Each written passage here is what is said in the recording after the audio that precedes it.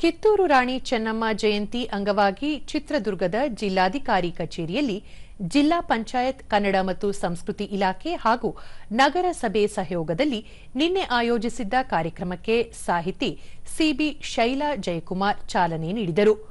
ಈ ವೇಳೆ ಉಪವಿಭಾಗಾಧಿಕಾರಿ ಮೆಹಬೂಬ್ ಜಿಲಾನಿ ಖುರೇಶಿ, ಜಿಲ್ಲಾ ಗ್ಯಾರಂಟಿ ಯೋಜನಾ ಪ್ರಾಧಿಕಾರ ಅಧ್ಯಕ್ಷ ಆರ್ ಶಿವಣ್ಣ, ನಗರಾಭಿವೃದ್ಧಿ ಪ್ರಾಧಿಕಾರ ಅಧ್ಯಕ್ಷ ಎಂಕೆ ತಾಜ್ ಪೀರ್ ಸೇರಿದಂತೆ ಹಲವರು ಉಪಸ್ಥಿತರಿದ್ದರು.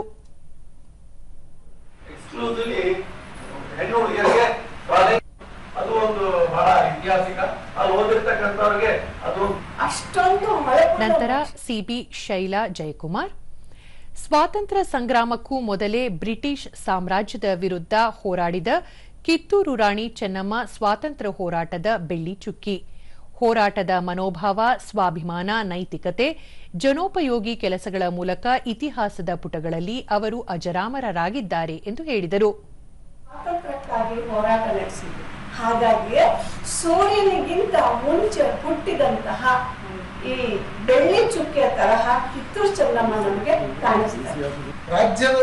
ಆರ್ ಶಿವಣ್ಣ, ಮುಂದಿನ ಪೀಳಿಗೆಗೆ ರಾಣಿ ಚೆನ್ನಮ್ಮರ ಹೋರಾಟದ ಮನೋಭಾವ, ಕೊಡುಗೆಗಳನ್ನು ತಲುಪಿಸುವ ಸಲುವಾಗಿ ಇವರ ಹೆಸರಿನಲ್ಲಿ ವಸತಿ ಶಾಲೆಗಳನ್ನು ನಿರ್ಮಾಣ ಮಾಡಲಾಗಿದೆ.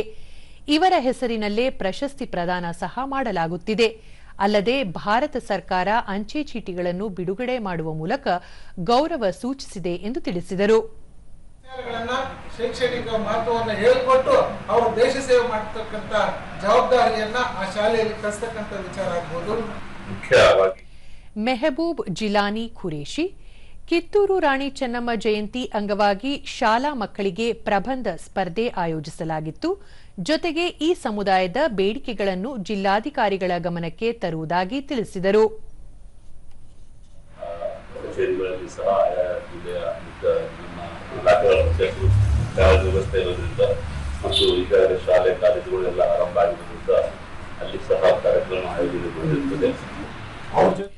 ಎಂಕೆ ತಾಜ್ ಪೀರ್, ಉತ್ತರ ಭಾರತದಲ್ಲಿ ಝಾನ್ಸಿ ರಾಣಿ ಲಕ್ಷ್ಮೀಬಾಯಿ, ದಕ್ಷಿಣ ಭಾರತದಲ್ಲಿ ಕಿತ್ತೂರು ರಾಣಿ ಚೆನ್ನಮ್ಮ ಅವರುಗಳು ತಮ್ಮ ಸಂಸ್ಥಾನ ಹಾಗೂ ಜನರ ರಕ್ಷಣೆಗಾಗಿ ಹೋರಾಡಿದ ದಿಟ್ಟ ಮಹಿಳೆಯರಾಗಿದ್ದಾರೆ.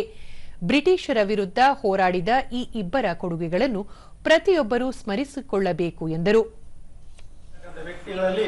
ಇವರಿಬ್ಬರು ಸೂರ್ಯ ಚಂದ್ರ ಇರೋ ತನಕ ಅವರು ಹೆಸರು ಇರ್ತಾರೆ ಅಂತ ಹೇಳಿ ಒಂದು ನಂಬಿಕೆ.